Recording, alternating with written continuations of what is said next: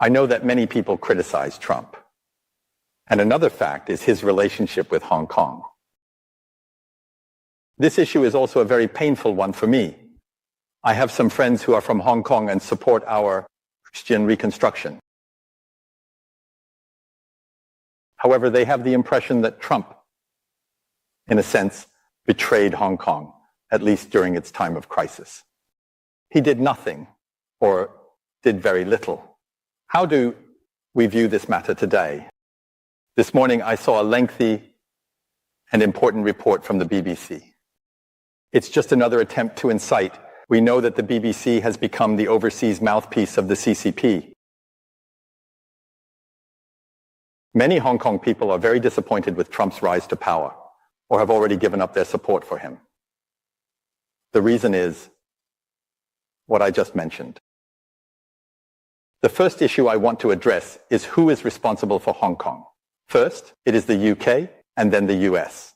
This means that the British, including the British media, have no right to criticize Trump and the Americans. The Sino-British Joint Declaration was signed by you British, so you have the primary responsibility, a legal, absolute responsibility, to defend Hong Kong's freedom, yet you shamelessly criticize Trump.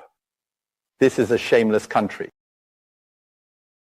The British bear an unforgivable guilt for the downfall of Hong Kong. They should repent. They are the ones who did nothing. The second point, need to remember. In fact, regarding these issues in Hong Kong, Trump's and Americans' actions or abilities are limited. They can't really do much. Not much can be done. Fourth point, Trump did do some things, at least under his push. Two, at least, laws protecting Hong Kong human rights were passed despite resistance. You can check for yourselves. The last point I want to make is, how do we view the downfall of Hong Kong? There is a basic common sense in this from a strategic or historical perspective. Who suffers the most from the downfall of Hong Kong? It's not Britain. It's not the United States. It's not Hope. It's China. It's the Western countries. To put it simply, this is a basic common sense. Hong Kong is one of the most important reasons for the rise of the Chinese Communist Party over the past 40 years. Right? No problem. Whether it's reform and opening up, technology input, capital inflow, foreign window, or financial center. Hong Kong is actually the largest rock in the entire 40-year rise of China. Where is the foolishness? This is a suicidal act. After Hong Kong is destroyed, China's economy will immediately turn to recession. There is a causal relationship here. And on this point, including Trump, these cunning Western politicians, actually it's clear as day. If you want to commit suicide and want to kill yourself, why should I stop you? You did something that none of us could accomplish. This is amazing. This is so effective. This is something Western anti-China forces sought but failed. In 2 days, you, Xi Jinping, accomplished it. I am pleased to see this happen. Yes. Some people will suffer and experience pain. But politics is sometimes just politics. I believe there is a group of Western politicians who are actually taking a wait-and-see approach and fanning the flames in two places. One is the Russia-Ukraine war, which has effectively shattered two major world powers, Ukraine and Russia. In the end, it also drains China's finances and the lives of those poor people in North Korea.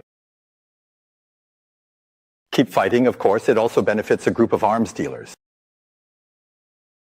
Second, Hong Kong. Hong Kong is your treasure in China. It's the pearl of the East. If you want to destroy it, that's your business. Perhaps I am being petty. You don't even cherish it yourself, yet you come back to blame the Americans and Trump.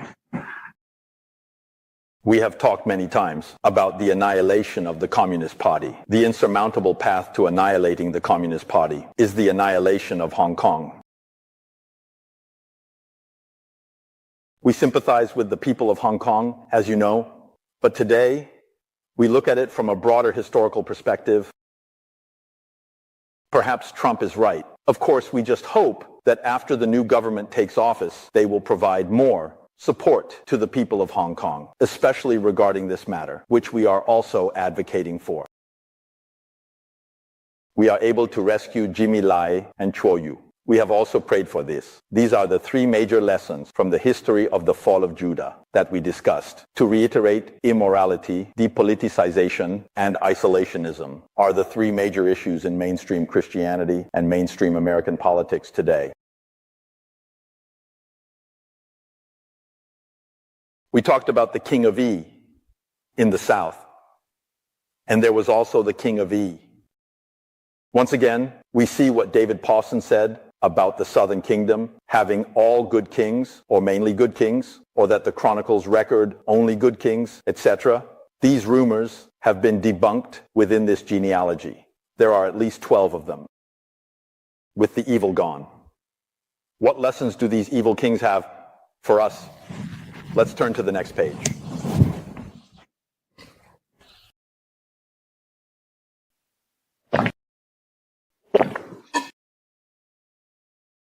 The evil kings of Israel, from Rehoboam to Zedekiah, can be described as a brief history, with a beginning and an end, from one king to another. Interesting, yeah, perhaps like this. What does the name Rehoboam mean? It means, long live the people. So I say this is my meaning. Translated, it refers to a God-centered nation that later became people-centered, whether it is a people's democratic dictatorship or democratic republic. It is all a human-centered humanism regime.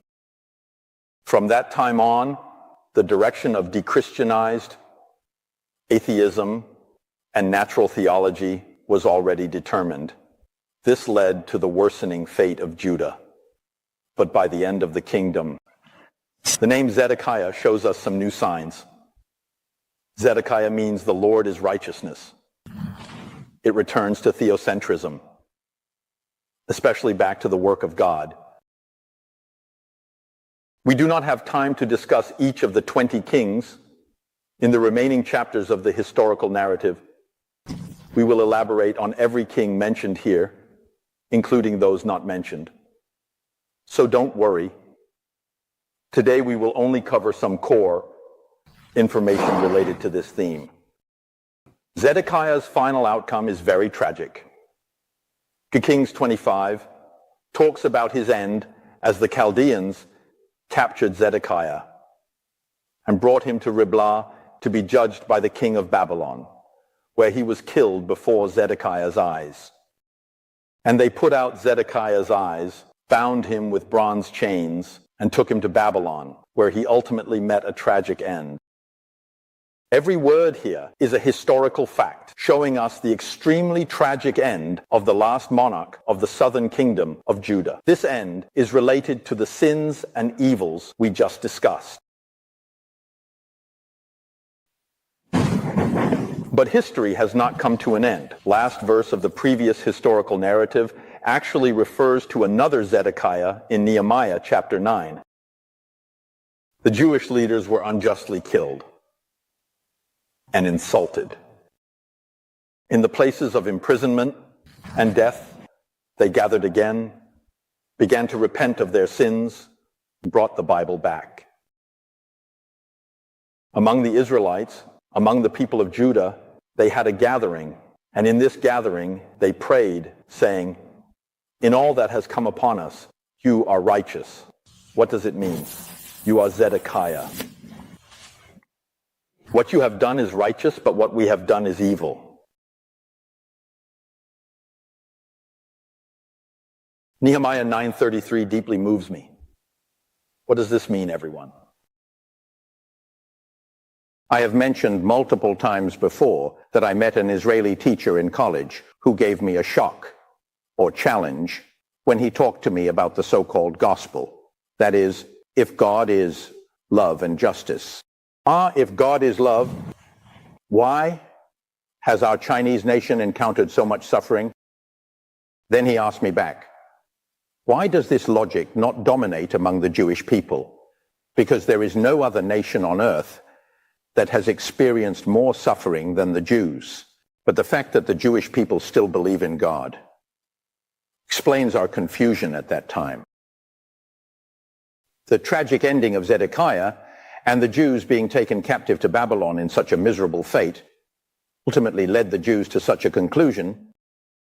All of this has come upon us indeed because you are just honest, and all we have done is evil. Dear brothers and sisters, where is the hope of the Chinese nation? To this day, we are still the largest group of complainants in the world, and that is history. Throughout the ages, our Chinese nation has suffered greatly, and in modern times, we have found a scapegoat, the ancient scapegoat being the Hu Di Yi. If they can't stir us up, it is indeed the dark oppression of the rulers over the common people. If that doesn't work, it is indeed that the poor mountains and bad waters produce cunning people. In modern times, it is the Western powers and Japanese invasion. The eight-nation alliance today represents foreign forces, hostile overseas forces, and the US trade war. For centuries, the grievances and sins have never had a voice. In all that has befallen us in China, God is just, and what you do is honest, while what we do is evil. This expression of a widow's face, this expression of grievance, seems to suggest that you are the most wronged in the world, or the most miserable. Can you surpass the Jews? Yet the Jews ultimately have such a reflection. You have to admit they are truly God's people.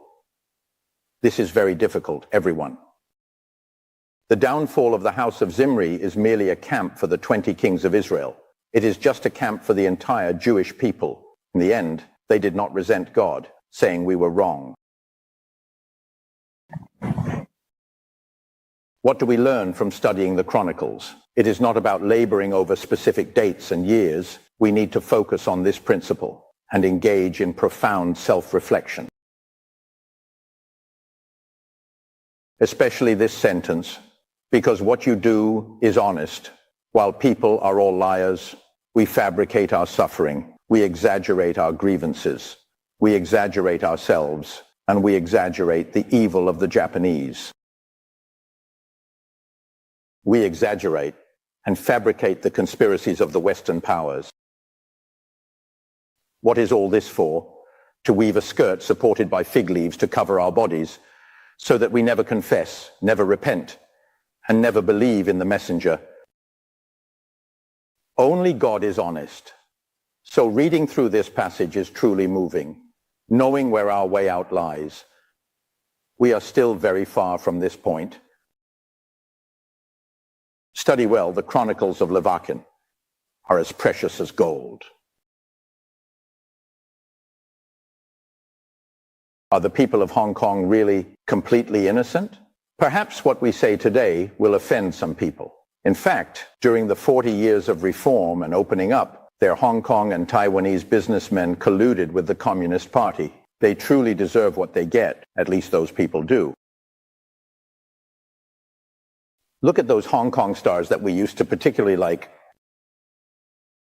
What is all this? Why do I like Teresa Teng now? She is the only one, almost the only one. It's just that the rest will never enter the land of China. So rare. The people of Hong Kong also need to repent. Of course, the bravery and resistance of Hong Kong. What about the cultivated rice cakes? But just relying on that. This point cannot be restarted yet. If you, Hong Kong people, also believe that God is honest.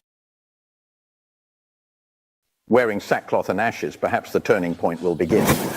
It is. Also because of this, that God began to rebuild Israel.